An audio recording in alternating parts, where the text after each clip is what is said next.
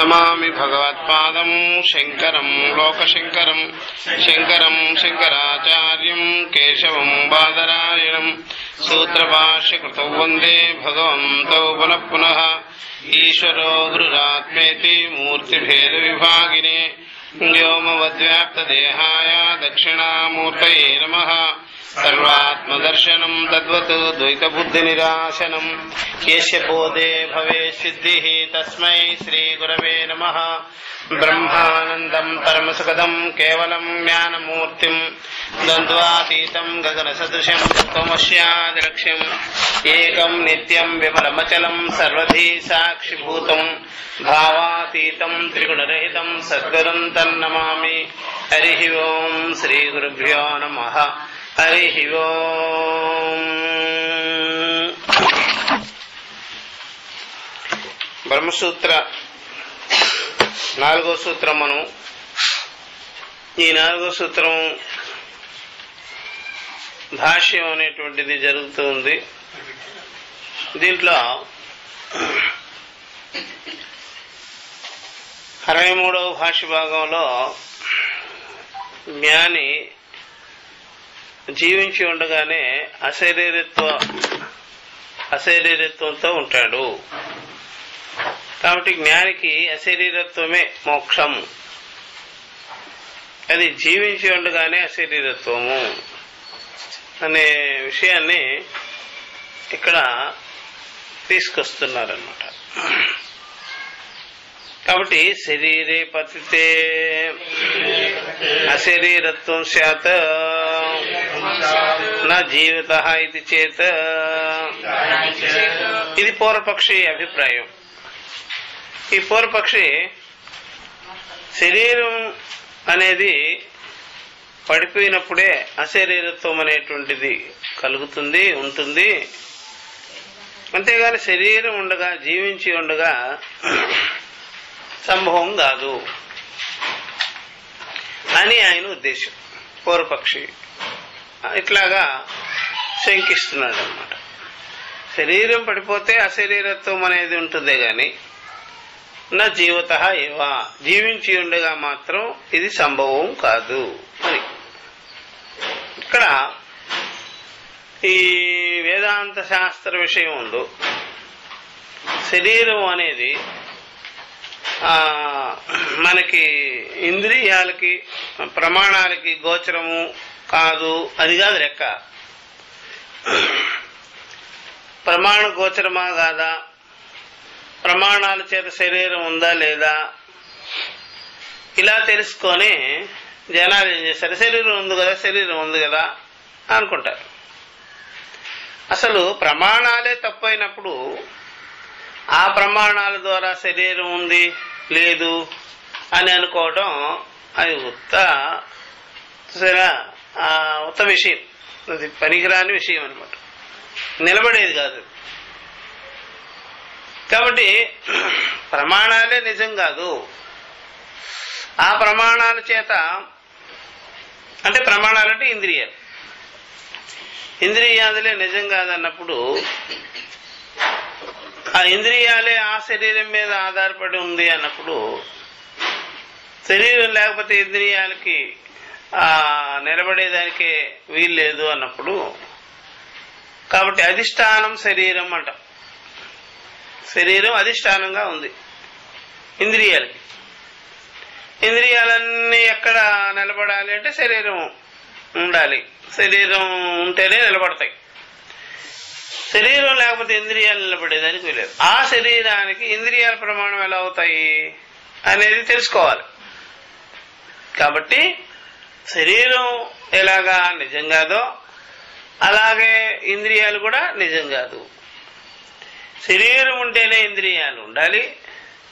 అలాగా శరీరమే లేకపోతే ఇంద్రియాలకి ఉండేదానికి హక్కు లేదు, వాటికి ఉనికి లేదు.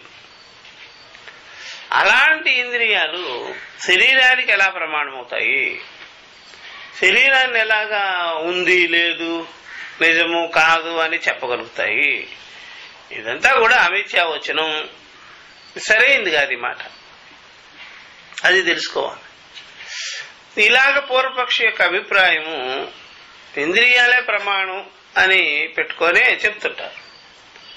అలాగే జనులందరి యొక్క ఆ భావము వాళ్ళకుండే అనుభవం ఇంతే. ఇంద్రియాలే ప్రమాణంగా శరీరాన్ని ఉంది లేదు అని చెప్పగలుగుతారన్నమాట. కాబట్టి ఆ ఇంద్రియాలకి ఆ శరీరానికి అన్నిటికీ మించింది ఒకటి ఉంది అనుభవము. దానినే మనం ప్రమాణంగా తీసుకోవాలి. అదేమిటంటే ఆత్మానుభవం. ఈ శాస్త్రాన్ని మనం, ఈ వేదాంత శాస్త్రాన్ని, ఉపనిషత్తుని మనం ఎందుకు యాక్సెప్ట్ చేస్తాము అంటే ఆ అనుభవానికి సమానంగా ఉంటుంది కాబట్టి. అనుభవాన్ని ధిక్కరించుకోదు. అందువల్ల అనుభవానికి భిన్నంగా వేరుగా నడవుతుంది. అందువల్ల మన సొంత అనుభవం, నిరపేక్షమైన అనుభవం, కల్తీ లేని అనుభవం, సత్యమైనది. ఆ అనుభవాన్ని పెట్టుకొని మనం దేన్నైనా పరిశీలన పరీక్షణ చెయ్యాలి. దీనికి వేదాంత శాస్త్రం కూడా చూసారా దీనికి సమానంగానే ఉంటుంది. కాబట్టి శృతి అనుభవం కూడా యథా భూత అనుభవము సిద్ధ అనుభవానికి సమానమే అని. కానీ మన ఇంద్రియ అనుభవాలు అది సిద్ధ అనుభవం కిందకి రాదు. ఈవెన్ శృతి కూడా యాక్సెప్ట్ చేయదు ఇంద్రియ అనుభవాలను. శృతి కూడా కండెమ్ చేస్తుంది. ఇప్పుడు అజ్ఞానం అనే మాట కూడా బుద్ధి ధర్మాలనే కదా మనం ఖండం చేసేసేసి, మానసికమైనటువంటి అనుభవాలనే ఖండం చేస్తుంది అజ్ఞానం అనుకుంటుంది. అందువల్ల మనసు కూడా తత్కాలంలో కల్పించుకున్న దాన్ని, ఇంద్రియాలు కూడా ఆ పైనే చూసిన దాన్ని అట్లా యాక్సెప్ట్ చేస్తుంది. ఒక్కోసారి మనం కంటితో చూసినవి అవి ఎక్కువగా కనిపించవచ్చు, తక్కువగా కనిపించవచ్చు, స్పష్టం లేకుండా పోవచ్చు. ఇప్పుడు చూసారా వాళ్ళు వైద్య పరికరాలను ఉపయోగించుకొని దాన్ని ఇంకా పెద్దదిగా చూపించవచ్చు, ఇంకా స్పష్టంగా కూడా చూపించవచ్చు, ఇలాగా చేస్తారు. అంటే కంటి దోషాన్ని కనిపెట్టేటువంటి పరికరాలు కూడా ఉన్నాయి. ఈ రెండింటిని మించింది ఒక రకమైనటువంటి నిశ్చయ అనుభవం ఉంది. మీరు చెప్పింది కరెక్టే, నా కన్ను ఇలాగే ఉంది, ఇదివరకు లాగా లేదు అని ఉండే అనుభవము, ఆ అనుభవం రెండింటినీ మించుకొని ఉంది.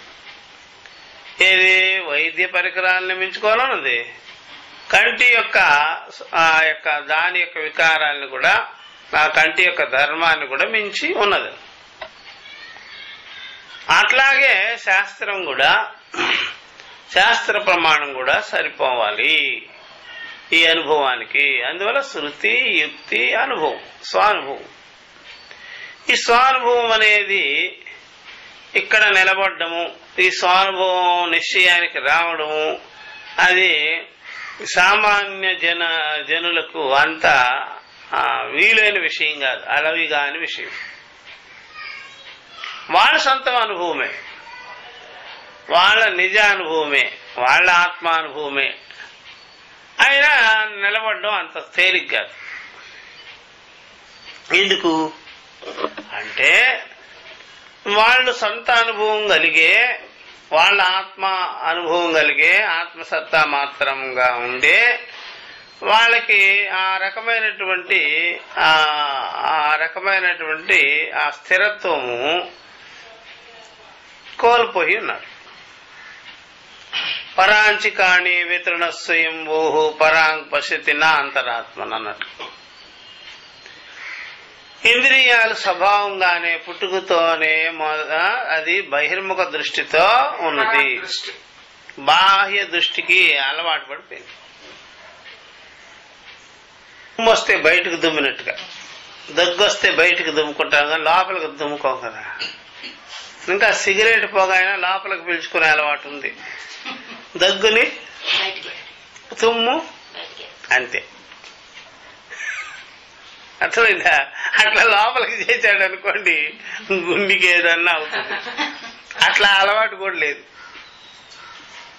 ఇంకా ఏమైనా ఉమ్ము గుమ్ము వస్తే లోపలికి మింగేసుకునే అలవాటు ఉన్నది.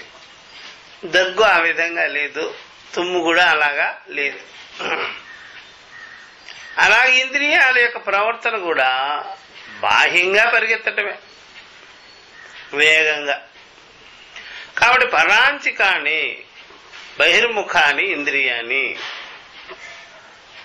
చూసారా, వ్యతృణతు స్వయంభూ. కాబట్టి స్వయంగానే అది స్వయంభూ అయినటువంటి ఆత్మని, ఆత్మ యొక్క సత్తాన్ని విడగొట్టుకొని కత్తిరించుకొని బయటికి పరిగెత్తేసి. కాబట్టి పరాంగ్ ఏమపశ్యది నా అంతరాత్మ. బాహ్య దృష్టే గాని పరాగ్ దృష్టే గాని నా అంతరాత్మ, అంతరాత్మ దృష్టి లేదు, ప్రత్యేక దృష్టి లేదు, ప్రత్యేక ప్రసరణ అది లేదు, ప్రత్యేక ప్రవాహం లేదు దానికి, బాహ్య ప్రవాహమే ఉంది. అది పుట్టుకతో పెట్టిన విద్యలా ఉంది. కాబట్టి దీన్ని పట్టుకొని చూస్తే మన ఇంద్రియాలకు మనం అలవాటు పడి ఉన్నాం కాబట్టి సొంత అనుభవాన్ని సొంత నిశ్చయాన్ని చేయలేకపోవడం అనేది ఉంది. పుట్టుకతోనే వచ్చేసింది ఇది కూడా.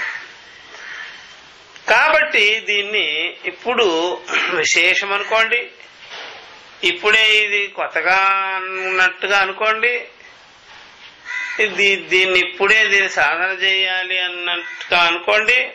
ఇలాగా వేదాంత శాస్త్ర ఉపదేశ పద్ధతుల వల్లనే ఈ రకమైనటువంటి మనము సొంతం తెలుసుకునేదానికి, స్వరూప అనుభవాన్ని గుర్తించేదానికి, ఈ అనుభవాన్ని మనం గ్రహించుకునేదానికి ఇప్పుడు వీలయ్యేదానికి అవకాశాలు ఉన్నాయి అని వేదాంత శాస్త్రం బోధిస్తుంది. గురువులు అలాగే చెప్తారు. కాబట్టి జనాలకి ఇంద్రియ అనుభవాల మీద ఉండేటువంటి అతి నమ్మకం స్వానుభవం మీద నిశ్చయం చేసుకునేదానికి మాత్రం కొద్దిగా కూడా లేదు, కొద్దిగా కూడా లేదు. చూసారా?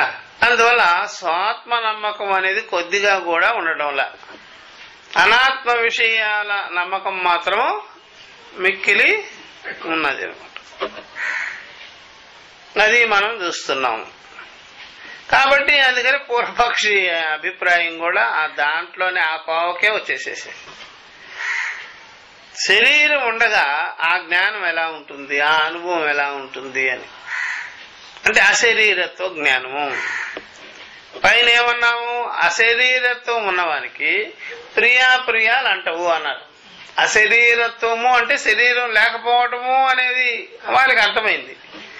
ఇక్కడ అశరీరత్వం అనేది యథార్థ అనుభవం, అశరీరత్వం అనేది యథార్థమైన జ్ఞానం. ఈ అశరీరత్వ జ్ఞానాన్ని కలిగి ఉన్నవాడు ఆయనకి ప్రియాప్రియాలు సుఖదుఖాలు రాగద్వేషాలు అంటవు అనేది అనమాట. జనాల్లో చాలా మందికి శరీర భావన ఉంది, రాగద్వేష భావన లేదని ఎలా చెప్తారు? కాబట్టి ఎంత శరీర భావన ఉంటుందో అంత రాగద్వేషాది భావన ఉంటుంది, బాగా ఉంటుంది, ఎక్కువగానే ఉంటుంది. ఎవరికైతే ఆ శరీర భావన అనేది తప్పు అని ఓ నిశ్చయానికి వచ్చుంటారో, పరీక్షలు చేసుకొని ఉంటారు, వాళ్ళకి రాగద్వేషాది భావన డిగ్రీలన్నీ తగ్గిపోతూ జీరో కిందకి వస్తుంది. ఇంకా రాగద్వేషాది భావన అంతఃకరణ పరంగా ఊడ్చిపెట్టుకొని పోతుంది. ఒకసారి చీపిరేయడం కాదు, రెండోసారి కూడా చీపిరేసి చేసినట్టుగానే ఒకసారి మననం కాదు, ఇంకొకసారి అయినా శ్రవణాదుల వల్ల రాగద్వేషాది భావన ఏమైపోద్ది, ఇది మామూలు జనాలకి ఆ రకమైనటువంటిది లేనే లేదు. కాబట్టి వాళ్ళకి శరీర భావం ఉంది, రాగద్వేషాదులు బాగా ఉంటాయి. వారి శరీరం లేదని చెప్పలేరు. కాబట్టి వీళ్ళకి అది బాగా ఈ రకమైనటువంటి జ్ఞానం ఉంది కాబట్టి వీళ్ళకి ఆ రకమైన అవకాశం ఉంది. అశరీరత్వము, అశరీరత్వ అనుభవము. నేను శరీరం కాదు, నేను ఆత్మనే, సాక్షి చైతన్యమే, శరీర రహితుడనే అనేటువంటిది వీళ్ళకి ఎంత నిశ్చయమో వాళ్ళకి అంత నిశ్చయం శరీరం ఉందని. ఇంతకన్నా ఎక్కువ, ఇంతకన్నా ఎక్కువ. శరీరం లేదనేది 100కి 100 పాళ్ళు ఉండవలసిన పల్లె. కొద్దిగా ఉంటే శరీరం లేదు అనేటువంటి నిశ్చయం కొద్దిగా ఉన్నా చాలు. శరీరం లేదు అనే దానికి సంఖ్య అక్కర్లేదు. 100కి 100 పాళ్ళు ఉందా ఈ జ్ఞానము అనేది అక్కర్లా. ఉందా లేదా, ఉందా. కానీ శరీరం ఉందనేది సంఖ్య కావాలి. దానికి శరీరం ఉంది అనే భావన సంఖ్యతో ముడిపడి ఉంటుంది. అది 100కి 100 పాళ్ళు ఉండాలి, ఇంకా ఎక్కువే ఉండాలి, సహస్రాధికం ఉండాలి, 1,00,000 పర్యాయాలు ఉండాలి, 1,000,000 పర్యాయాలు ఉండాలి. అది ఉంటుంది ఆల్రెడీ. ఎవరికి? జనానికి ఉంటుంది. మరి అంతున్నప్పుడు 1,00,000కి 1,00,000 డిగ్రీలు ఉన్నప్పుడు శరీరం నాకుంది, నేను శరీరం ఉన్నవాడిని, దేహాత్మ భావన, అహం దేహవాన్ అనే భావన పూర్తిగా ఉంది. ఇంకా లిమిట్లెస్ అయిపోయింది. అదే చూసారా? అంత ఉన్నప్పుడు అంత ఇది కూడా కావాలా? శరీరం లేదు అనే భావన అనేది అంత క్వశ్చన్ లేదు, అవసరం లేదు. కాస్త అయినా సరే శరీరం లేదు అనేది చాలు అనేటువంటి నిశ్చయం అనేటువంటిది స్పష్టత ఉంటే చాలు. దీనికి అభ్యాసాలతో పని లేదు, నిజానికి అభ్యాసంతో పని లేదు. అబద్ధానికి చాలా అభ్యాసం చేసి పెట్టుకోవాలి, జారిపోద్దేమో.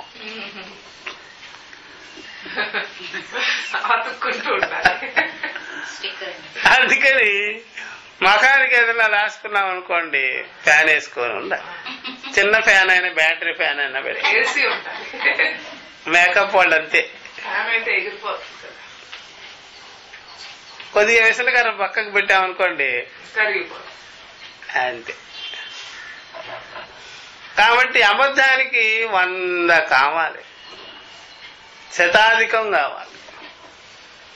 నిజానికి ఆ విధంగా గుర్తు. అందుకనే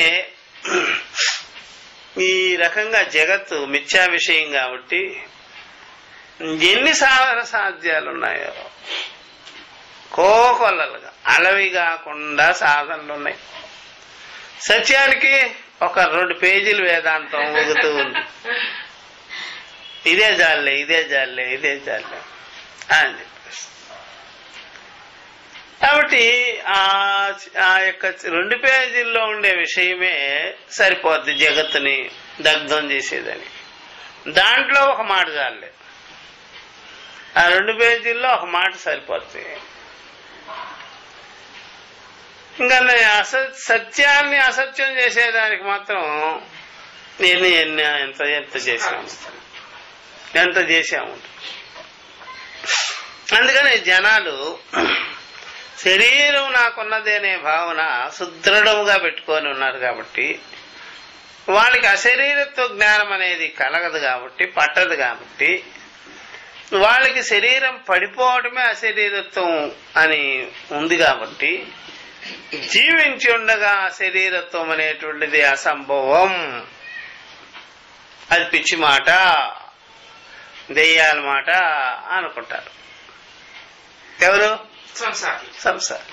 జీవించి ఉండగానే అశరీరత్వం మాట కల్ల అని. ఇది జీవించి ఉండగానే అశరీరత్వం అనేది యథార్థంగానే ఉన్న విషయము.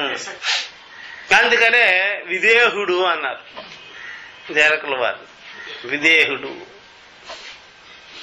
ఊరికే చెప్పిన మాట కాదు. విదేహుడు, వైదేహి ఆయనకు పుట్టిన సంతానం. అందువల్ల ఇది ఊరికే మాటలు కాదు కదా. అందుకని ఈ ప్రకారంగా అజోపి సన్నవ్యయాత్మ భూతానామీశ్వరోపి సన్. సరే, నేను పుట్టుక లేని వాడినైనా సరే సర్వ జనులకే సర్వభూతాలకే నేను ఈశ్వర సాక్షిమాత్రుడైనప్పటికీ కూడా, సర్వభూతాలు అనగానే బాగా గుర్తుపెట్టుకోవాల్సింది. సర్వభూతాలంటే చైతన్యాన్ని కాదు, అక్కడ అహంకారాలకి, బుద్ధులకి, ఉపాధులకి సాక్షిమాత్రుడిని అయినా సరే సాక్షిగా ఉండి చెప్పడం,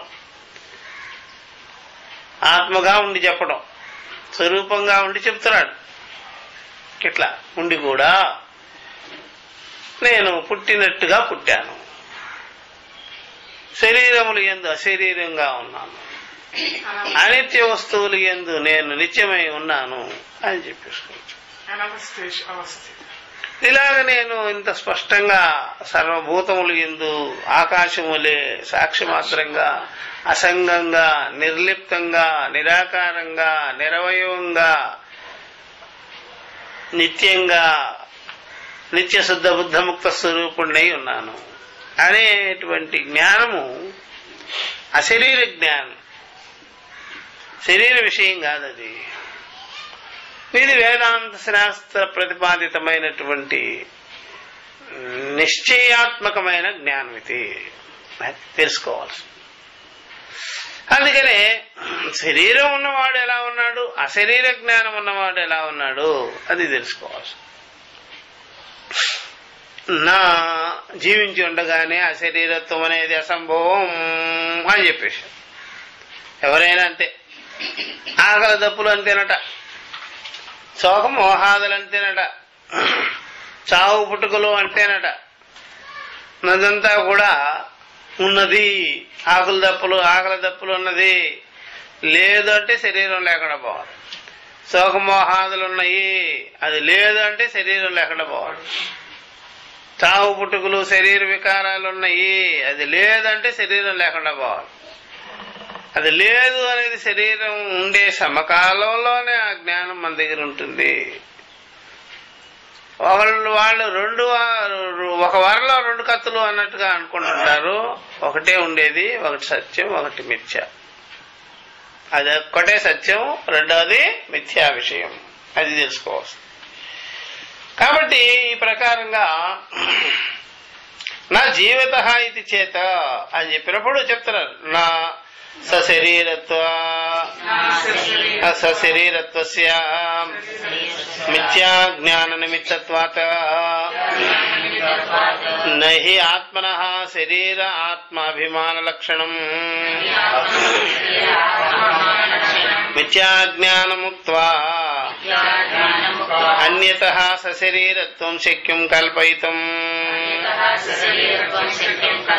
నిత్యం అశరీరత్వం అకర్మ నిమిత్తత్వాత్ ఇతి అవోచామా తత్కృత ధర్మ నిమిత్తం సశరీరత్వం ఇది చేత నా శరీర సంబంధస్య అసిద్ధత్వాత్. సరే, రెండో ప్రశ్న కూడా స్టార్ట్ చేసేసినాము. పైనే చెప్పుకొని తర్వాతకు వస్తాం. కాబట్టి అట్లా అనద్దు.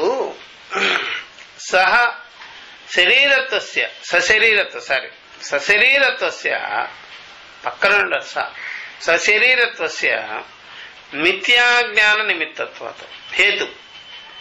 సశరీరత్వం ఉంది కదా, శరీరం నాకున్నది అనే భావన అసలు దగ్గర పడాలి. శాకి దగ్గర ఉండాలి, అది కొద్దిగా దూరం వచ్చి.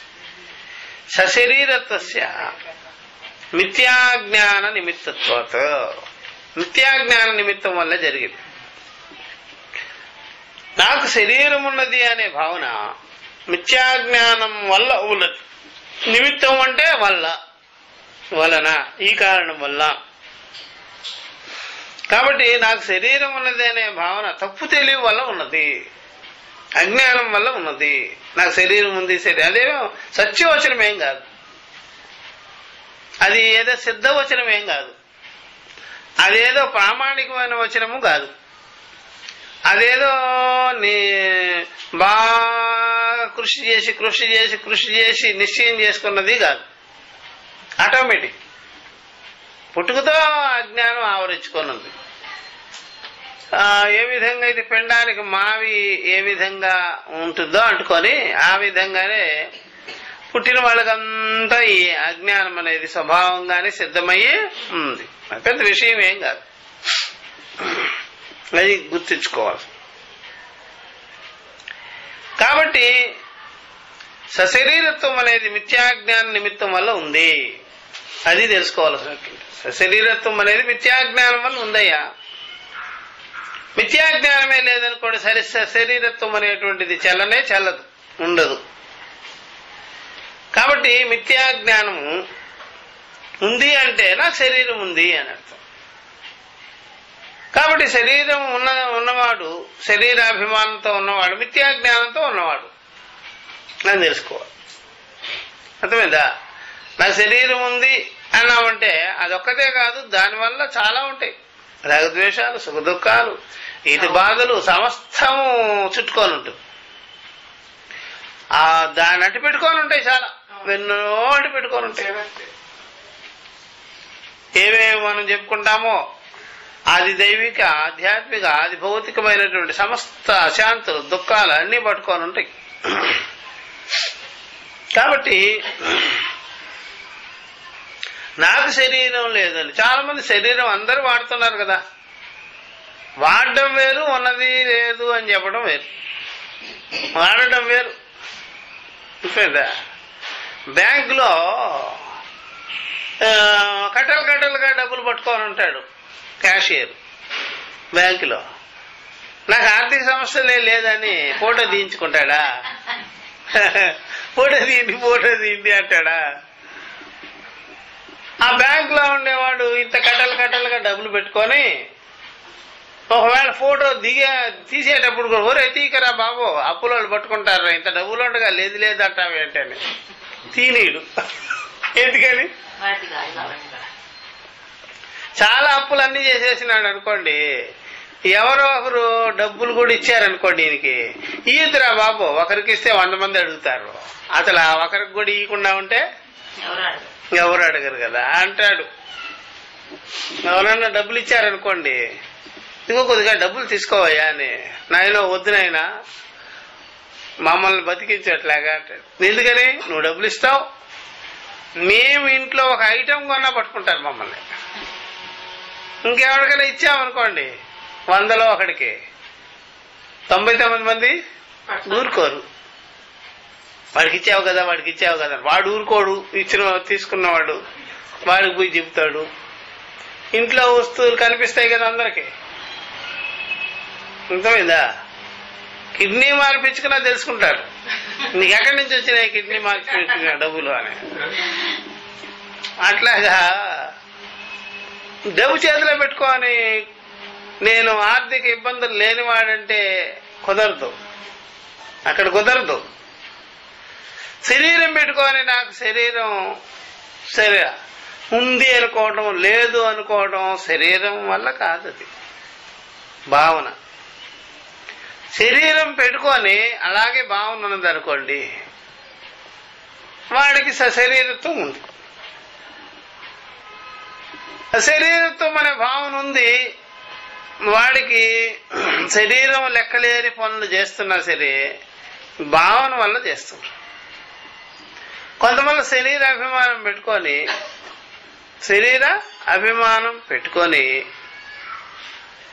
ఆ అభిమానం శరీరాన్ని పోషించుకోదు. మళ్ళా ఇతర కార్యక్రమాలు చేస్తుంటుంది. అర్థమైందా? వాడికి కూడా ఈ లాజిక్కే ఉంటుంది. ఎందుకంటే శరీరాన్ని మర్చిపోయి, శరీరానికి కావలసినటువంటి తిండి తిప్పలు మర్చిపోయి, దాని బాగోగులు కూడా మర్చిపోయి చాకరీలు చేస్తుంటారు చాలా మంది. వాళ్ళకు కూడా ఏమంటారు, వాళ్ళ నీకు శరీర అభిమానం ఉందట. శరీర అభిమానం ఉంటే నేను చూసుకోలేదు కదా నన్ను అంటే, అది ఒక్కటే చూడనక్కర్లే, 100 ఉంటాయి నీకు. ఈ శరీరం మీరు తెచ్చుకున్నది ఈ కార్యక్రమాలకి అనుకుంటారు. చూసారా? ఈ శరీరం తెచ్చుకున్న దేనికి? ఈ కార్యక్రమాలకి అనుకుంటారు. కానీ ఈ శరీరమే చూడబోతే ఎట్లాగా అంటారు. కొంతమంది డ్రైవర్ని వేసుకొని అంతా తిరుగుతారు ఊరంతా. ఆ డ్రైవర్ టిఫిన్ చేసినాడా, అన్నం తిన్నాడా అని అడగడు. వాళ్ళు ఉండబట్టి తిరిగారా, లేకపోతే మీరు తిరిగేసినారా? అట్లాగే ఏదైనా సరే వాహనాన్ని వాడామనుకోండి, దాన్నేం పట్టించుకోరిక, వాడేస్తుంటారంతే. అట్లాగే శరీరాన్ని కూడా వాడుతుంటారు ఇతర కార్యక్రమాలకి. శరీరం తెచ్చుకుంటే దానికోసం అనుకుంటారు, శరీరాన్ని కూడా పట్టించుకోరు. కాబట్టి శరీరాభిమానం లేదంటారా? శరీరాభిమానం ఉంది. శరీరాభిమానం శరీరాన్ని పోషించుకునేదానికి కూడా కాదు, అన్ని కార్యక్రమాలు ఉంటాయి. మోహం, మమకారం, భార్య, బిడ్డలు, వస్తువులు, సంపాదన, ఇంకేమేమో వ్యాపారాలు, ఇంకేదేదో రాజకీయాలు అన్ని పెట్టుకొని ఉంటారనమాట. శరీరాన్ని కూడా పట్టించుకోరు, మర్చిపోతుంది. చక్కగా ఇంకా బాగా చూసినట్లయితే అశరీర జ్ఞానం ఉన్నవాడే శరీరాన్ని కాస్త వేళకి చక్కగా చూసుకుంటాడు. చూసారా? శరీర జ్ఞానం ఉన్నవాడు, శరీర అభిమానం ఉన్నవాడు శరీరాన్నే మర్చిపోతాడంట. చూసారా? అది బాగా గుర్తు. అసలు నిజంగా సంసారులందరూ శరీర అభిమానంతోనే పుట్టి, శరీర అభిమానంతోనే జీవిస్తూ శరీరాన్ని మర్చిపోతారు. శరీరాన్ని యొక్క బాగోగులే పట్టించుకోరు. అట్లా అది మనం చూస్తున్నాం. కాబట్టి ఈ ప్రకారంగా శరీర అభిమానం అనేది లోపల విషయమే గాని బయట విషయం కాదు, బయట విషయం కాదు. అట్లా ఎవరైనా సరే శరీరాన్ని నాజుగ్గా తయారు చేసినంత మాత్రం చేత వాళ్ళకి శరీర అభిమానం ఉందా అని కూడా చెప్పుకోలేదు. అర్థమైందా? కాబట్టి శరీర అభిమానం లోపల విషయమే గాని అది బయటకు సంబంధించిన విషయం మాత్రం కాదు. ఎక్కడో ఎమ్మూలో ఉంటుంది. అది మాయలు పకీరు ప్రాణం చిలకలో ఉన్నట్టుగా. అది బాగా గుర్తుపెట్టుకోవాల్సినటువంటి. దానివల్ల శరీర అభిమానం అనేది ఉంటుంది. దానివల్ల ఆ శరీర అభిమానం వల్ల భార్యాబిడ్డలు, వస్తువులు, పంతాలు, పట్టింపులు, రాగాలు, ద్వేషాలు, సుఖాలు, దుఃఖాలు, మానాపమానాలు, కామక్రోధాదులు, ఈ చెత్తంతా ఉంటుంది. ఈ సైన్యం అంతా ఉంటుంది దాంతో పాటు. అందుకని ఆ స్వభావం మనకు కనిపిస్తూ ఉంటుంది,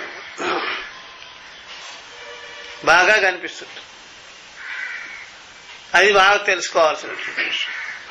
అట్లా కాబట్టి ఈ శరీర అభిమానం అనే మాట ఈ స్థూల శరీరానికి మనం ఏదో చేస్తున్నాం అనుకోనే మాట అనుకోవద్దు. అందుకని 2 శరీరాలు గుర్తుపెట్టుకోవాలి ఎప్పుడైనా సరే, స్థూల, సూక్ష్మ. అసూక్ష్మ శరీరం బయటికి కనిపించదు. కాబట్టి స్థూల శరీరం మీద ఆ సూక్ష్మ శరీరం ఆధారపడి ఉండాలా, సూక్ష్మ శరీరం మీద స్థూల శరీరం ఆధారపడి ఉండాలా?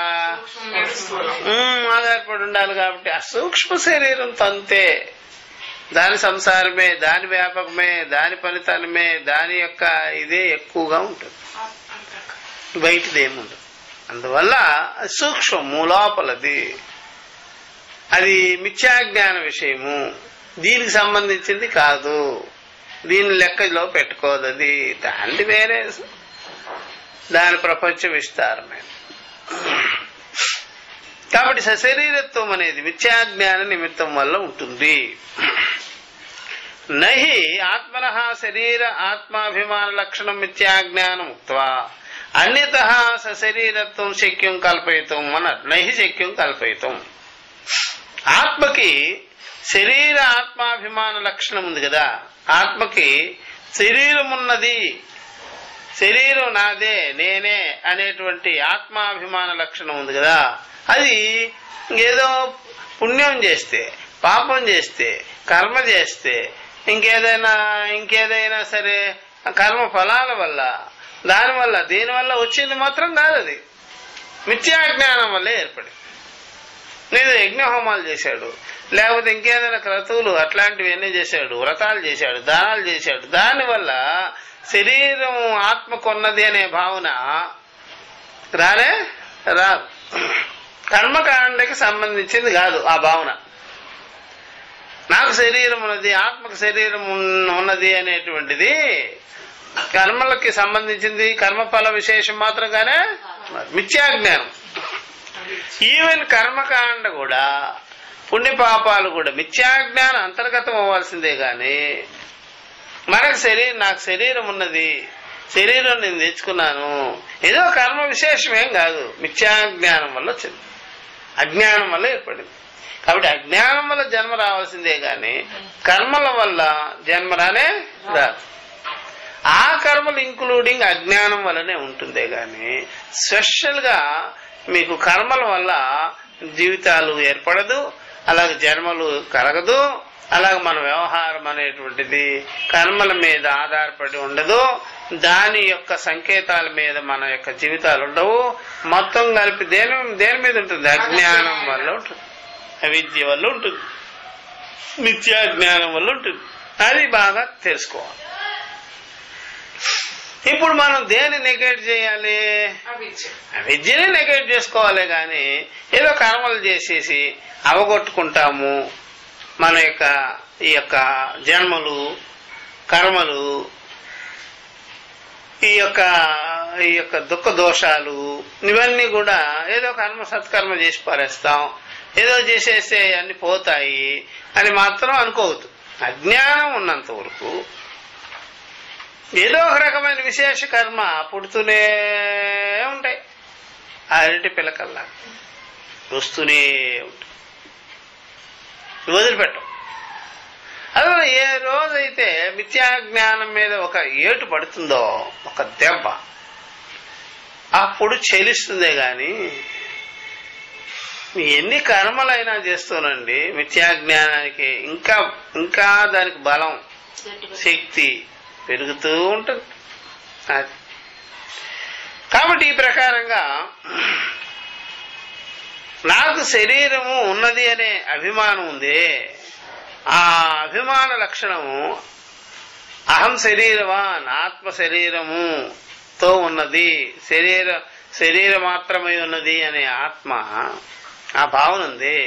అది మిథ్యాజ్ఞానం తప్ప ఎలా వస్తుంది? మిథ్యాజ్ఞానం వల్లే వచ్చింది. అది మిథ్యాజ్ఞానాన్ని వదిలి నాకు శరీరం ఉన్నది అనేది ఏ ప్రకారంగా కూడా మీరు సంకల్పం చేయలేరు, ఏ ప్రకారంగా కూడా మీరు నిశ్చయం చేయలేరు. ఎందుకని? మిథ్యాజ్ఞానం వల్ల శరీరత్వ అభిమానం ఉంటుంది. ఇంకా కర్మలు, ఉపాసనలు వాటి వల్ల మాత్రం కానే కాదు. అట్లా అది ఏ జన్మ ఏ కర్మ చేసుకున్నామో అనేది ఒక అలవాటుగా అనేస్తుంటాం. ఏ జన్మ ఏ కర్మ కాదు.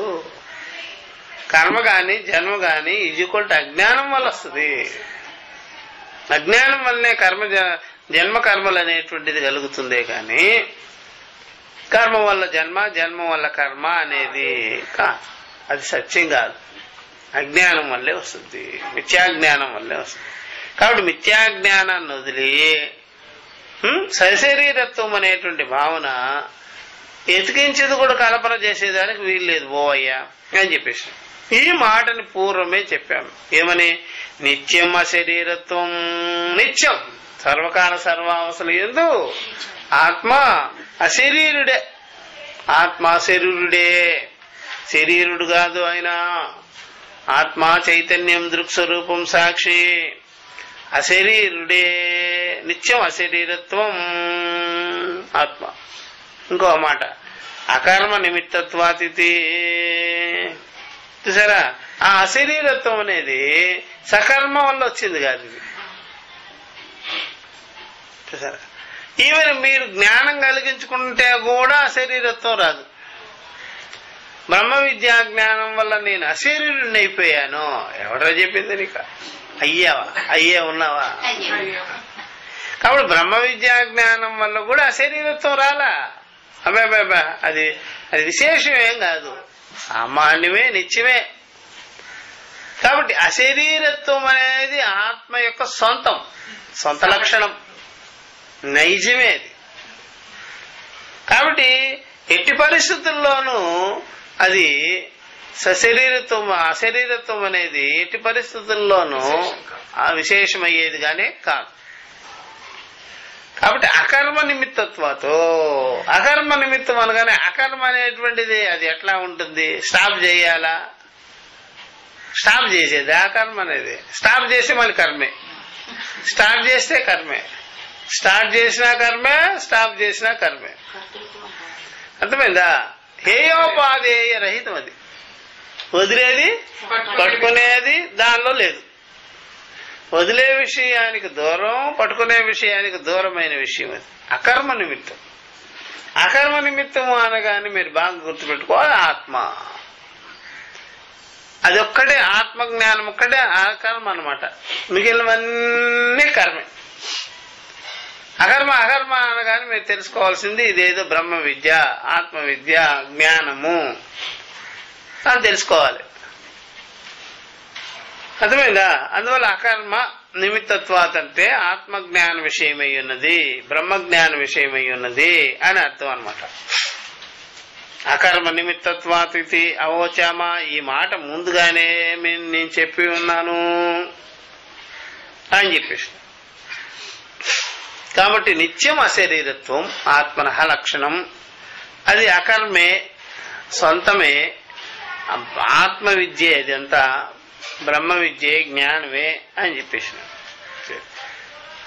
అని చెప్పిన తర్వాత ఇప్పుడు అంటున్నారు తత్కృత ధర్మ నిమిత్తం సశరీరత్వం ఇది చేత నా అట్లా కూడా అనద్దు. ఏమని అంటే తత్కృత అది చేసుకున్నా, ఆత్మ చేసుకున్నటువంటి చూసారా, ధర్మ నిమిత్తం వల్లనే సశరీరత్వం వచ్చింది. ఆత్మ ధర్మ కర్మలు చేసుకొని సశరీరత్వాన్ని పొందింది. శరీరం ఉన్నదిగా అయ్యింది ఆత్మ. ఈ ప్రకారంగా కూడా చెప్పుకోవచ్చు కదా అంటే కాదు, చెప్పరాదు. ఆత్మ ఏమిటి? దేంతో సంబంధం పెట్టుకోంది? ఆకాశం వల్లే సర్వవ్యాపకంగా ఎప్పుడు ఉన్నటువంటిదే కదా. కాబట్టి ఆత్మ ఏ శరీరంతో గాని, ఇంద్రియాలతో గాని, కాలదేశాలతో గాని, కర్మలతో గాని ఏ సంబంధం దానికి ఎప్పటికీ లేనే లేదు. ఏ సంబంధమే లేదు. అసంసర్గం, అసంగం, ఆకాశం లాగా అన్నమాట. శరీర సంబంధస్య అసిద్ధత్వాతో అని సమాధానం చెప్పేసి అట్లా అనొద్దు. దీంతో దానికి సంబంధం పెట్టుకొని ఆత్మ సశరీరం అయింది, శరీరం ఉన్నది అనిపించుకుంది అంటే కూడా తప్పు. కాబట్టి శరీర సంబంధస్య అసిద్ధత్వాతో, శరీర సంబంధమే సిద్ధించుకోవద్దు దాంట్లో ఎప్పటికీ. సశరీరత్వం అనేది అనిపించుకోదు. అది శరీర సంబంధమే లేదు దానికి, ఎప్పుడూ లేదు, ఇదివరకు లేదు, ఇప్పుడు లేదు, తర్వాత రాదు. అందుకనే నువ్వు శరీరం మాత్రంగా ఇదివరకు లేదు అని చెప్పేదానికి వీలు లేదు అర్జున. నేను కూడా అంతే. శరీరం మాత్రంగా తర్వాత ఉండబోము అని చెప్పొద్దు. ఉంటాం ఇప్పుడు ఉన్నట్టుగానే. కృష్ణార్జునులు ఎలా ఉన్నారో అట్లాగా ఇదివరకు ఉండేవాళ్ళు మనం. నువ్వు భార్యగా భర్తగా ఉన్నావో, లేకపోతే ఇంకేమైనా కుక్కగా ఉన్నావో, నీకు నేను కుక్క అవచ్చు, నాకు నువ్వు కుక్క అవచ్చు, ఏదైనా అవచ్చయ్యా. ఇక పేషెంట్ కూడా అంతే. ఉపాధులు బంగారాన్ని ఎలా పడితే అలా వాడుకోవచ్చు, ఎలా పడితే అలా వాడుకోవచ్చు. ఇనుమును వాడుకోవచ్చు, మట్టిని వాడుకోవచ్చు, అన్నిటినీ వాడుకోవచ్చు. అట్లాగా ఈ ఉపాధులు కూడా అంతే, పంచభూత ఉపాధులు కూడా అంతే. బట్ చైతన్యం అన్నిటికీ విలక్షణంగా ఉంది. కాబట్టి నువ్వు చైతన్య మాత్రంగా ఇదివరకు ఆకాశంలాగా ఉన్నావు, అసంగంగా ఉన్నావు, ఇప్పటికే అలాగే, తర్వాత కూడా అలాగే. శరీరం మాత్రంగా నువ్వు ఉన్నావు, నేనున్నా, వేరువేరుగా ఉన్నావు, రకరకాలుగా ఉన్నావు. ఉండేది ఎవరు ఇక్కడ ఒకే విధంగా, ఇదివరకు గాని ఇప్పుడు గాని తర్వాత గాని ఆకాశంలాగా ఆత్మ. శరీరాలు మాత్రం మారుతుంటాయి. దీంట్లో ఏమి సందేహం వద్దు, సందేహం ఇచ్చవలసిన పని లేదు. ఏదో ఒక శరీరం వస్తుంటుంది, ఏదో ఒక అవతారం వస్తుంది, ఏడుస్తుంటాం. ఇదేం సత్యం ఏం కాదు. తర్వాత ఎలా పుడతాం? ఎలా పుడితే నీకేమిటి? కుక్కగా పుట్టినా అన్నం దొరుకుతుంది, నక్కగా పుట్టినా దొరుకుతుంది, దోమగా పుట్టినా దొరుకుతుంది. ఏమిటి ఇప్పుడు? కాబట్టి శరీరం తెచ్చుకున్నామంటే ఏదో ఒక రకంగా బతికేయచ్చు, చూసారా? కాబట్టి ఉన్నాయి, జన్మలు ఉన్నాయా లేవా ఏమిటి? శరీరం అనే దానికి జన్మలు ఉంటాయి, అహంకారానికి జన్మలు ఉంటాయి, అవిద్యలో ఉన్నవాడికి జన్మలు ఉంటాయి. సాక్షి స్వరూపమైనటువంటి చైతన్య స్వరూపం మాత్రం ఏనాడికి ఎప్పటికీ కూడా లేదేం లే. కాబట్టి ఈ ప్రకారంగా శరీర సంబంధం అనేటువంటిదే కుదరదు, అసిద్ధమై ఉన్నది ఆత్మకు. ధర్మాధర్మయోహో ఆత్మకృతత్వాసిద్ధేహే. ధర్మాధర్మలు అంటివా ఆత్మ వల్ల వచ్చిందని, ఆత్మ చేయిగా వచ్చిందని, ఆత్మ సంపాదించుకుందని ధర్మాధర్మాలు, అది కూడా సిద్ధమే. ధర్మాధర్మాలకు విలక్షణం ఆత్మ. నీ మాట పుచ్చుకోలే అనింది ఈ విద్యకు వచ్చినవాడు, ఈ విద్యను గ్రహించుకున్నవాడు. సర్వధర్మాన్ని పరిత్యజ్య. సర్వధర్మాలు, ధర్మము లేదు, అధర్మము లేదు. అట్టి విద్య నిన్ను తరింపజేస్తుంది, మోక్షాన్ని కలిగిస్తుంది. ఏదో ఒక ధర్మాధర్మాలు ఇరుక్కొనే ఉన్నామనుకోండి, ఇక మనం అంతే. కాబట్టి ఆత్మ చేసుకుంది ధర్మాధర్మాలు వంటివా, అది కూడా సిద్ధే. ఆత్మ ఏంటి చేసేది? ధర్మాధర్మాలకు విలక్షణం ఆత్మ. అహంకారం గాని, అంతఃకరణం గాని, జీవుడు గాని, సంసారి గాని వాడు ధర్మాధర్మాలతో ఎప్పుడు ముడిపెట్టుకునే ఉంటాడు. ధర్మాధర్మాలు లేకుండా ఉండలేడు, వాడికి సాగదు. వాడికి నిత్యము ధర్మాధర్మాల్లో పెట్టుకోవాలి. అందుకని సంసారులైన వాళ్ళు ధర్మాధర్మాల యొక్క పక్షం అవలంబించుకుంటూనే ఉండాలి. సగటు సంసారి, జీవ, అహంకారి, శరీరేంద్రియవాన్, కోరికలు ఉన్నవాళ్ళు, కర్తృత్వం ఉన్నవాళ్ళు, చూసారా, సుఖ దుఃఖాలు ఉన్నవాళ్ళు, రాగద్వేషాలు ఉన్నవాళ్ళు, నేను జీవుడు బతకాలి, ఇట్లాంటివన్నీ ఏదైనా పెట్టుకొని ఉన్నాం అనుకోండి, ఇక తప్పనిసరిగా వాళ్ళు ధర్మాధర్మాల పక్షం వహించవలసే ఉంటూనే ఉంటుంది, తప్పదు మరి. కాబట్టి వాళ్ళు కామన్ అయిపోద్ది. అర్థమైందా? మీరు ఏ ఆఫీసుల్లో అయినా పనులు చేయించుకోవాలంటే ఏదో కవర్లో డబ్బులు పెట్టి ఇవ్వాలి గురుదక్షిణ. ఏ పనులు అలాగా ఊరికే జరగవు. ఏదో ఆఫీసుల్లో పోయి పనులు చేసుకోవాలంటే డబ్బులు ఇచ్చి టికెట్ తీసుకున్నట్టుగా ఉండదు, ఎక్స్ట్రా డబ్బులు ఇచ్చి. అర్థమైందా? అలా జరుగుతాయి. అలాగే సంసారి అనేవాడు ధర్మాధర్మాలకి దూరంగా, ధర్మాధర్మాలు అంటి పెట్టుకోకుండా, ధర్మాధర్మాలను ఇతికించిత లేకుండా, దాని వాసనే పట్టకుండా ఉండడం అనేది అసంభవం. ఈ కాలం కూరల్లో ఏ మసాలా ముక్క పడకుండా ఉండవు కదా, ఏదో ఒక లవంగమన్నా ఏదైనా దాల్చిన చెక్కైనా వేయాల్సిందే కదా. ఏ మసాలా దినుసు పడకుండానే కూర అవుతుందా? అందులో ఇప్పుడు ఉండేటువంటి ఫంక్షన్స్ లో ఏవి లేవు, అన్నిట్లోనూ అది మామూలు కలిపేస్తారు ఉప్పులాగా. అట్లాగే ధర్మాధర్మాలు చేరిక లేకుండా సంసారి జీవించటం, బట్ట కట్టడం వాని వల్ల కాదు. అందువల్ల దేనిలో అయినా మిక్సింగ్ అయ్యే ఉంటుంది వాడికి. ఏంటి ధర్మాధర్మాలు, పుణ్యమో పాపమో మిక్సింగ్ అవ్వకుండా వాడు జీవించలేడు. బట్ జ్ఞాని ధర్మాధర్మాలకు విలక్షణంగా ఉంటేనే జ్ఞాని. ధర్మాధర్మాలు అంటూ లేని వాడే. ఇంత కూడా కళ్ళలోకి కూడా ధర్మాధర్మాలు రావు అంటవు. ఆ ధర్మాధర్మాలు సత్యము అని అననే అనడు. ఎప్పుడు చూసినా అది మిథ్యా విషయమే, అనిత్య విషయమే, లేని విషయమే, అనాత్మ విషయమే, సంబంధం లేని విషయమే అని కొట్టిపారేస్తుంటాడు. అంతేకాని దానికి చోటు మాత్రం కల్పించినా కల్పించడు. అట్లా కాబట్టి ధర్మాధర్మాలు అనేది ఆత్మకృతత్వం అనేది అసిద్ధి. అది సిద్ధం కాదు. ఆత్మ చేసింది, ఆత్మ వల్లే, ఆత్మకుంటుంది అనేది చెల్లదు, కుదరదు, అసంభవం అయింది అని చెప్పేసి. కాబట్టి ధర్మాధర్మాలు ఎవరు లేకుండా ఉండగలుగుతారు. జీవించినంత కాలం ధర్మాధర్మాలను టచ్ లేకుండా ఎవరుంటారు? జీవించినంత కాలం గాలి లేకపోతే ఎలా ఉండలేరు, అట్లాగా ధర్మాధర్మాలు లేకపోతే ఎవరుండరు? సంసారం. జీవితకాలం ఎవరుండగలుగుతారు ధర్మాధర్మాలు లేకుండా?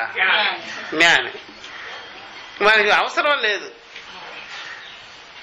ప్రతిదానిలో కూడా ఆ రకం పెట్టుకొని రానే రాదు. ధర్మం లేదు, అధర్మం లేదు. సంసారం అలా ఉండేదనుకో వీలు కాదు. మళ్ళా ఈయన జ్ఞానానికి వస్తే తప్ప ధర్మాధర్మాల్లో ఉంటూనే ఉండాలి. కాబట్టి ఆత్మ చేసింది అంటే ఎలా కుదురుతుందయ్యా? ఆత్మకే రకంగా ధర్మాధర్మాలతో సంబంధం ఎప్పటికీ లేనే, అవసరం కూడా లేదు. నిత్య సిద్ధమైన వస్తువు.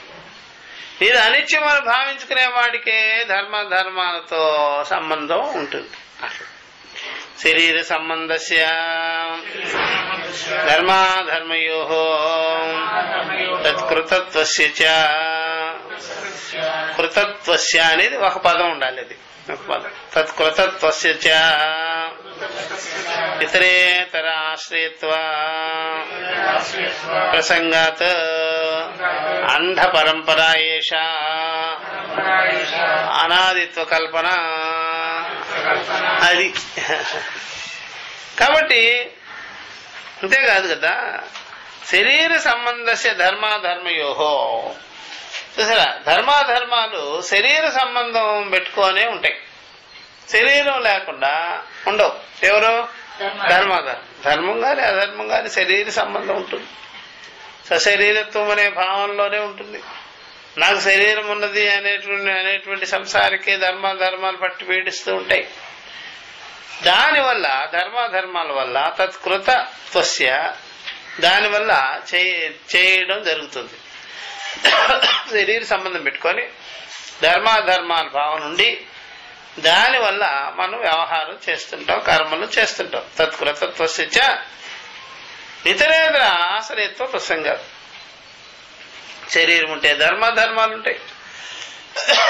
ధర్మాధర్మ కర్మలు ఉన్నాయంటే శరీరం ఉంటుంది. శరీరము ధర్మాధర్మాలు, ధర్మాధర్మాలు శరీరము, ఇట్లాగా ఒకదానికొకటి. సరే, రెండు లింకులు ఉంటాయి. అటు జిగిరే ఇటు జిగిరి. ఎవరిని పట్టుకున్నారు తేల్చండి చూద్దాం. తేల్చలేరు. రెండు అలాంటివి. దాంట్లోనూ అదే గమ్ము సిస్టమ్ ఉంది, దీనిలోనూ అదే గమ్ము సిస్టమ్ ఉంది. ఎవరు పట్టుకుంటే ఎవరున్నారో రెండు అంతే. అలా తేల్చి చెప్పడం అనేది కుదరదు. కాబట్టి శరీరం ఉన్నవాడు ధర్మాధర్మాలు, ధర్మాధర్మాలు శరీరం ఉంటే ఉంటాయి. శరీరాన్ని బట్టి ధర్మాధర్మాలు, ధర్మాధారాలను బట్టి శరీరం. ముందు వెనకలు లేకుండా. ఎవరు ముందు ఎవరు వెనకాలేదు. ఎవరు కారణం ఎవరు కార్యం అనేది కాదు. ఇద్దరు టోటల్ గా రెండు కలిపేమిటే అనాత్మ విషయమే, అవిద్యా విషయమే. అట్లా చెప్పాలి కానీ శరీరాన్ని బట్టి ధర్మాధర్మాలు, ధర్మాధర్మాలను బట్టి శరీరం అని చెప్పేదానికి వీలుగానే రెండు అంతే. అది బాగా గుర్తుపెట్టుకోవాల్సింది. కాబట్టి శరీర సంబంధస్య ధర్మాధర్మయో తత్కృతత్వస్య చ ఇతరేతర ఆశ్రయత్వ ప్రసంగాలు. ఒకదానిని ఒకటి ఆశ్రయించుకొని ఉంటుంది, ఒకదానిని ఒకటి ఆశ్రయించుకొని ఉంటుంది. ఇప్పుడు మనం లోకంలో చూసినట్లయితే ఎవరైనా సరే ఈ వ్యవహారాన్ని లోకంలో చూస్తే భార్య భర్తలు ఉంటారనుకోండి, నా వల్లే నువ్వు బతుకుతున్నావు, నేను లేకపోతే నువ్వు బతికేమిటి, ఎడారే, ఇద్దరిద్దరు వాదించుకుంటారు. ఇద్దరిద్దరు వాదించుకుంటే ఎవరు మిగులుతారు? ఇద్దరు ఫాల్స్ వాళ్ళే. ఇద్దరు కూడా ఎవరా? ఫాల్స్ వాళ్ళే. అర్థమైందా? నేను తెచ్చి పెడితేనే కదా నువ్వు ఇంట్లో, నేను వండి పెడితేనే కదా నువ్వు ఇంటికి రాగలుగుతావు, లేకపోతే ప్లాట్ఫారం అయిపోద్ది నీ పని. అంతే. అలా పంచభూతాలు శరీరము, పంచభూతాలు బట్టే కదా నీ శరీరము. అసలు నిన్ను తెలుసుకునేది నేనే కదా, నిన్ను వాడుకునేది నేనే కదా. ఇద్దరు కలిపి ఎవరు గెలుస్తారు? ఇద్దరు ఫాల్సే. పంచ ఇంద్రియాలు, పంచ విషయాలు, నువ్వు నా బట్టి నువ్వు, నేనున్న బట్టి నువ్వా, నువ్వున్న బట్టి నేనా, ఇద్దరం ఒకటే అయినప్పుడు ఎవరు ముందు ఎవరు వెనుక, ఎవరి కోసం ఎవరున్నారు? పంచ విషయాలు పంచభూతాలను వదిలిపెట్టు, పంచ ఇంద్రియాలు పంచభూతాలను వదిలిపెట్టి ఉండవు. రెండు రెండే. పంచభూతాల నుండే విషయాలు పుట్టాయి, ఇంద్రియాలు పుట్టాయి.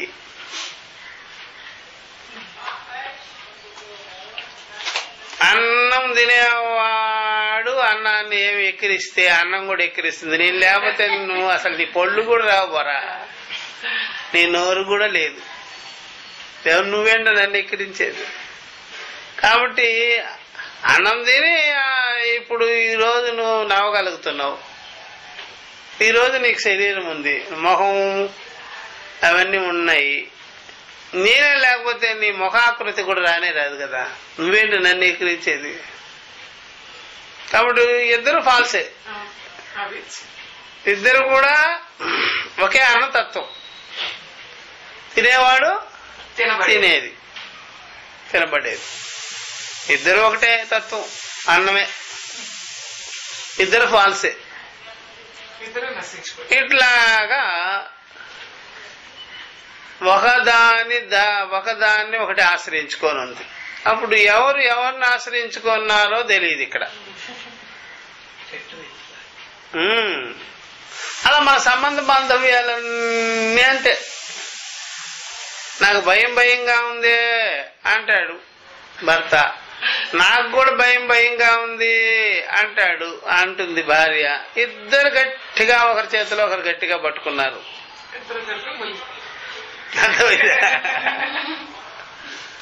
ఏమిటి? కాబట్టి దీన్నే ఒకరిని ఒకరు ఆశ్రయించుకొనే ఉన్నారు, ఒకరిని ఆశ్రయించుకున్నారు. అందువల్ల ఎప్పుడైనా సరే మనం ఈ థ్రెడ్ ఉంది కదా పైన, ఆ థ్రెడ్ తర్వాత స్క్రూ ఉంది కదా, ఆ రెండు ఒకటి బిగించామనుకోండి, రెండు ఇనుప ముక్కలే. ఎవరు పట్టుకోమన్నారు? నేను ఇప్పుడు బోల్ట్ తిప్పితే నువ్వు ఉన్నావా, నేనున్నబట్టి నువ్వు తిప్పావా? ఇద్దరు ఒకటే, ఇద్దరు ఇనుప ముక్కలే కదా. ఎవరు ఆధారం? ఆధారం ఏం లేదండి. ఇద్దరు ఒకరినొకరు పట్టుకొని ఉన్నారు, ఒకరిని ఆశ్రయించుకొని ఒకరున్నారు, ఇద్దరు భయపడేవాళ్ళుగా ఉన్నారు, ఇద్దరు అభయం పెట్టుకుంటున్నారు. నేనున్నాను కదా నీకెందుకు భయం అని, నేనున్నాను కదా నీకెందుకు భయం అని, నువ్వు లేకపోతే నేను లేదని, నువ్వు లేకపోతే నేను లేదని. ఇవన్నీ వేరే వాడు వింటే వాడికి తమాషగా ఉంటుంది. ఇదేమిటి? అట్లాగా శరీరం గాని ధర్మాలు గాని రెండు దొందే. దీన్ని అన్యోన్య ఆశ్రయం అంటాం. దీన్ని ఏమంటాం? అన్యోన్య ఆశ్రయం.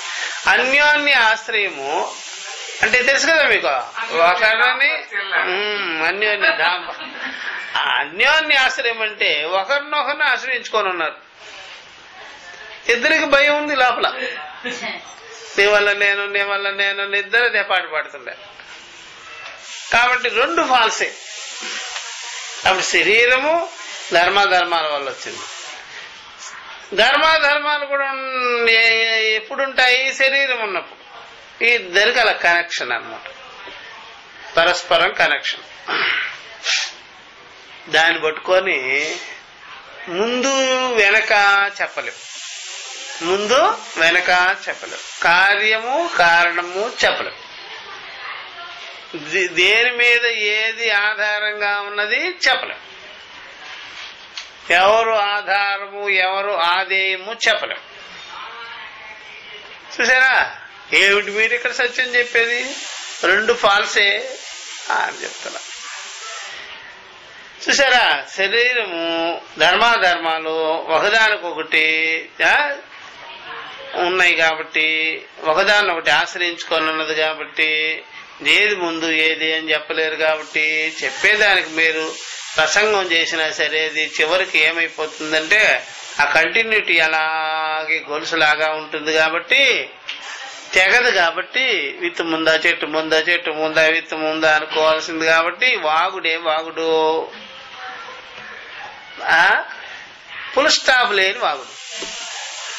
అంధ పరంపర ఏష అనాదిత్వ కల్పన.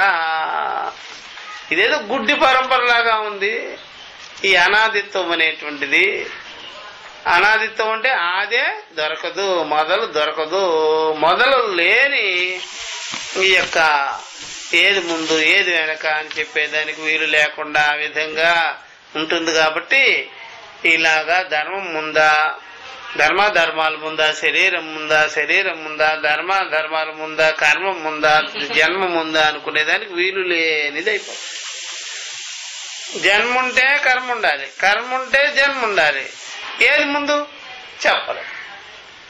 ముందు మనం జన్మ తెచ్చుకున్నాం అనుకోండి, జన్మకు ముందు ఎవరుండాలి? ఆ కర్మ చేయాలంటే ఎవరుండాలి? శరీరం లేకపోతే ఎలాగా? జన్మ ఉండాలి కదా. ఏది ముందో చెప్పండి చూద్దాం. చెప్పలేదు. కాబట్టి ఒక్కడే చెప్పగలగాలి. మేము చెప్పినట్టుగా మిథ్యాజ్ఞానం పెట్టు ముందు, మిథ్యాజ్ఞానం పెట్టు ముందు. చూసారా? మిథ్యాజ్ఞానం ఉండాలంటే శరీరం ఉండాలని చెప్పొద్దు, అదే ముందు. శరీరాన్ని మింగి కూర్చోనున్నది, కర్మలంతా మింగి కూర్చోన్నది. హరిహర బ్రహ్మాదుల్ని మింగేసేసేసి ఎవరో మిథ్యాజ్ఞానం, తప్పు తెలియదు. అందుకనే దాన్ని అవ్యక్తం అని చెప్పేసి, దానికి ముందున్నదే పరబ్రహ్మం. పరబ్రహ్మాన్ని మించింది మరొక్కటి లేనే లేదు. సా కాష్ట సా పరాగతి. అది అంధ పరంపర. ఇది ఇలా కల్పన చేసుకోవడం, ఎవరు ముందు ఎవరు వెనకాల, ఇవన్నీ అనవసరమైన మాటలు. మిథ్యాజ్ఞానం పెట్టాలి, అదే ముందు. ఇవన్నీ వచ్చేదానికి జన్మ కర్మలు వచ్చేదానికి మిథ్యాజ్ఞానమే ముందు, తప్పు తెలివే ముందు. క్రియా సమవాయాభావాత్, క్రియా సమవాయాభావాశ్చ ఆత్మనః కర్తృత్వ అనుపపత్తే. అది క్రియా సమవాయ అభావాత్ చ ఆత్మనః. క్రియా సంబంధమే లేదు ఆత్మకి. ఆత్మకి ఆత్మనః క్రియా సమవాయ అభావాశ్చ, అదొక మాట. ఆత్మకి ఎలాంటి కర్మ సంబంధమే లేదు, కర్మ సంబంధమే లేదు. కర్మ సంబంధం లేకపోయేటప్పటికి ఆత్మకి కర్తృత్వం ఎలాగా? ఎలా కల్పన చేస్తావు, ఎలా పుట్టిస్తావు? అసంభవం. కర్తృత్వమే లేదు ఆత్మకి. అర్థమైందా లేదా? ఆత్మకి మనం ఏదైనా కర్తవ్యంగా చేస్తున్నాం, కర్తవ్యంగా చేస్తున్నాం అంటే నువ్వు కల్పించుకొని చేస్తున్నావా, లేకపోతే కర్తవ్యం ఆల్సో ఒక ఆ కర్తవ్యం అనేది ఫాల్సా, లేకపోతే ఇంకేమన్నా ఫాల్సే? అదేమి రూల్స్ ఏం కాదు, రూల్స్ ఏం కాదు, కర్తవ్యం ఫాల్సే. కాబట్టి ఆత్మకి కర్తృత్వం అనేటువంటిది ఎలా కలుగుతుందయ్యా? క్రియా సంబంధమే లేదు కదా. ఏ క్రియకి సంఘము సంబంధము లేనే లేదు. ఆత్మకు కర్తృత్వం అనేది ఎలాగా ఏర్పడుతుంది? ఏమి లేదు, ముట్టిదే. అది బాగా గుర్తుపెట్టుకోవాలి. ఎలాంటి సంబంధం లేనే అట్లా అది తెలుసుకోవాల్సినటువంటి పద్ధతి విషయం. కాబట్టి ఎటువంటి క్రియా సంబంధం అనేటువంటిది లేకపోయేటప్పటికీ ఆత్మకి ఎలాంటి కర్తృత్వం అనేటువంటిది సంభవించు. అది బాగా తెలుసుకోవాల్సినటువంటి అర్థమైందా? కాబట్టి ఇది అసంభవమైంది. ఇప్పుడు ఏమంటున్నాడంటే సన్నిధాన మాత్రేణ రాజప్రభృతినా దృష్టం కర్తృత్వం ఇది చేత సన్నిధాన మాత్రంగా ఆత్మకి రాజువలే రాజుగారు నిలబడ్డారనుకోండి, ఒక చోట నిలబడ్డారనుకోండి, ఇక పనులకు అందరికి ఏమొచ్చేస్తుంది? కర్తృత్వం వచ్చేస్తుంది, చెయ్యాలని వస్తుంది. పని వాళ్ళకంతా కూడా ఎంతమంది దాస్ పరివారం ఉందో వాళ్ళందరికీ రాజుగారు నిలబడి ఉన్నారు, ఒళ్ళొంచి పని చేయాలి, అటు ఇటు తిరగకుండా పని చేసుకుంటాడు. రాజుగారు వెళ్ళిపోయారు అంటే అప్పుడు ఇట్లా లేపుతాడు, అప్పుడు లేపుతాడు. రాజుగారు ఉన్నారంటే పని చేస్తాడు, ఇప్పుడు లేడు అనగానే అటు ఇటు చూస్తాడు. అట్లా జనాలు చూసారు ఏ టైపు. ఆ లాజిక్ ఇక్కడ పెడుతున్నాడు, ఆ దృష్టాంతం ఇక్కడ చేర్చి చూపిస్తున్నాడు అనమాట. రాజుగారి సన్నిధానం మాత్రం చేత ఎలాగా పరివారంలో కర్తృత్వం అనేది చూస్తున్నామో అలాగా ఆత్మ యొక్క సన్నిధానం మాత్రం చేత ఈ ఇంద్రియాలకి, బుద్ధి ఆది ఇంద్రియాలకి పనితనం వచ్చిందేమో, అలాగే అయస్కాంత సన్నిధానం మాత్రం చేత ఇనం మొక్కలన్నీ చలిస్తున్నాయి, తద్వత అనుకుంటే సరిపోతుంది కదా అని ఒక లాజిక్ ప్రవేశపెట్టాడు. చూసారా? అట్లా అక్కడ కూడా విచారం చేయాలి. రాజుగారు నిలబడ్డారు, పని వాళ్ళందరూ పనిచేస్తున్నారు, యాక్టివ్గా కనిపిస్తున్నారు, క్రియాశీలుగా కనిపిస్తున్నారు, అట్లా లేజీగా ఉండడం లేదు, అందుకని రాజుగారు కూర్చున్నారు అని. ఎందుకని? ఆయన ఇచ్చే దాన్ని బట్టి, ఆయన ఇచ్చే దానాన్ని బట్టి, జీతభత్యాలను బట్టి అన్నమాట. జీతభత్యాలు లేదు అనుకోండి, ఇప్పుడు ఒక రాజుగారి ఫ్రెండే ఉన్నాడు అనుకోండి, ఆయన నిలబెడతాడు అనుకోండి, నువ్వు ఉండరా నేను అటు పోయేస్తాను అంటే పని చేస్తారు ఎవరైనా? నువ్వు కాదు కదా ఇచ్చేది అని లేచుకోవచ్చు. ఆ ప్రకారం ఇప్పుడు చెప్తున్నాడు నా అట్లా అనద్దు అని. అంటే ఇప్పుడు దేనికి పెట్టాడు ఈ దృష్టాంతం? దేనికి? ఇంద్రియాలకి, ఆత్మకి. అంటే ఆత్మ సన్నిధానం మాత్రంగా, చైతన్య సన్నిధానం మాత్రంగా బుద్ధి ఆది ఇంద్రియాలన్నీ సక్రియంగా కనిపిస్తున్నాయి. అట్లా అనుకుంటే సరిపోద్ది కదా అన్నది. అంటే ఆ ప్రకారం కానీ ఎవరికి కర్తృత్వాన్ని అంటగడుతున్నాడు? సంబంధాన్ని చైతన్యానికి కర్తృత్వ సంబంధం అనేటువంటి జోడింపు ఈ రకంగా చేయాలి అనుకున్నాడు పాపం. అట్లా ఎలా కుదురుతుంది? అది నిత్య అసంగం కదా, ఎవరితో కూడా సంబంధం లేదు కదా. అందుకని ఇప్పుడు ఒక సంబంధం పెట్టాలి, మిథ్యా సంబంధమే పెట్టాలి. ఎప్పుడైనా సరే రాజుగారి దగ్గర ఇప్పుడు డబ్బులు ఉన్నాయా లేదా అని తెలుసుకుంటాడు జనాలు. ఖజానాలో డబ్బులు ఉన్నాయా లేవా? ఖజానాలో డబ్బులు లేవంటే అండి 1,00,000 మంది పనివాళ్ళు పిలిచాడు అంటే ఓడి పాడు. ఎందుకని? ఖజానాలో డబ్బులు లేనప్పుడు, బిల్లులు శాంక్షన్ కానప్పుడు మేమెందుకు వెళ్తాము అని వెళ్ళరు. మన దగ్గర డబ్బు ఉండాలి, ఉంటే అప్పుడు అధ్యాస వేసుకుంటారు వాడికి మేము పనివాళ్ళమే అని. డబ్బులు లేదు అంటే అంతే. అందుకని ఇప్పుడు ఆధ్యాత్మికమైన సంబంధం క్రియేట్ చేయకుండా, అధ్యాసను క్రియేట్ చేయకుండా సంబంధం ముడిపెట్టేదానికి ఎవరి తరంగానే కాదు. అధ్యాసను కనెక్షన్ ఇయ్యాలి, ఒకదాని ధర్మాలు ఒకదాని మీద వేసుకోవాలి, ఇచ్చిపుచ్చుకునేటట్టుగా చేసుకోవాలి. అట్లాగే ఇక్కడ ధనధానాదులు ఇచ్చేవాడుగా ఉన్నాడు కాబట్టి అప్పుడు సంబంధం ఏర్పరచుకున్నాడు. సంబంధం మీకు కలగాలంటే ఒక రకమైనటువంటి భావాలు ఒకరి మీద ఒకరు వేసుకోవాలా లేదా? అది వేసుకోకుండా ఎలా కుదురుతుంది? భార్య భర్త అనేటువంటిది పోషిస్తాడు కాబట్టి.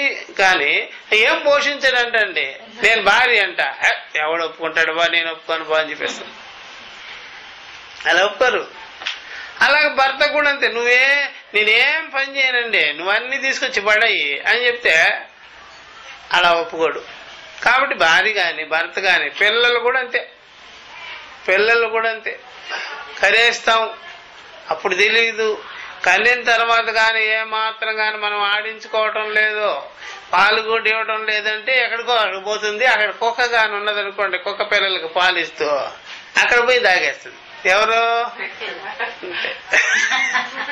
నువ్వు వినప్పుడు అదే గతి. అర్థమైందా? అన్నిటికీ ఒక రకమైన అధ్యాస వేసుకో ఉంటారు. చూడగలుగుతారు, పోషించగలుగుతారు, నాది నేను అనుకునేదానికి వీలవుతుంది, సంబంధ బాంధవ్యాలు పెట్టుకునేదానికి వీలవుతుంది అంటేనే పెట్టుకుంటారు, లేకపోతే ఊరికే పెట్టుకోరు. అది బాగా గుర్తుపెట్టుకోవాల్సింది. అధ్యాస లేకుండా ఏమి రాదు. నేను చెబితే మీరు వచ్చారా, లేకపోతే ఊరికైనా వచ్చారా? నేనేం చెప్పను అంటే మీరు రారు, మీరేమి విన్నంటే నేనే చెప్పను. అధ్యాస ఉండాలి, ఒకదాని ధర్మాలు ఒకదాని మీద వేసుకో. అప్పుడు అధ్యాస సంబంధము వల్లనే ఆత్మయందు శరీరాది ధర్మాదులు ఇవన్నీ కూడా కలుగుతాయి. కానీ అధ్యాస సంబంధం పెట్టుకోకుండా మాత్రం ఎప్పటికీ ఆ రకమైనటువంటి ఒకదాని ధర్మాలు ఒకదాని మీద వేసుకోవడం కుదరలే. కర్తృత్వ భోక్తృత్వం అనేది ఊరికే రానే అది అధ్యసించుకోవాలి. ఇప్పుడు శరీరం నాకున్నదాన్ని భావన చేసుకుంటేనే శరీరం కొరకు పాటుపడతారు, శరీరానికి పెట్టుకున్న సంబంధాల కోసం పాటుపడతారు. శరీరమే నాకు లేదు అని తెలుసుకున్నప్పుడు ఏ రకమైనటువంటి సంబంధ బాంధవ్యాలు పెట్టుకోవడం. అది విద్యతో ఉండేటువంటి సంబంధం వేరుగా ఉంటుంది, అవిద్యతో ఉండే సంబంధం వేరుగా ఉంటుంది. విద్యతో ఊడేదానికి వీలుగా ఉంటుంది. లూజు మూడి అంటాం కదా, విద్యతో ఉండేది లూజు మూడు ఉంటుంది. దోమతాళ్ళు కట్టుకునేటప్పుడు లూజు ముళ్ళు వేసుకుంటాం కదా, అట్లా ఉంటుంది. అట్లా లాగితే పడిపోతుంది. అవిద్యతో ఉండేదానికి గట్టి పీట మూడు వేసేసుకుంటాం, ఇంకా తీలేమో, అది కొయ్యాల్సిందే, కోసినా సరే నష్టమే. అట్లాగా ఉంటుంది అన్నమాట. ఇది నెక్స్ట్ క్లాస్ నుంచి మనం చెప్పుకుంటాం. అది ఓం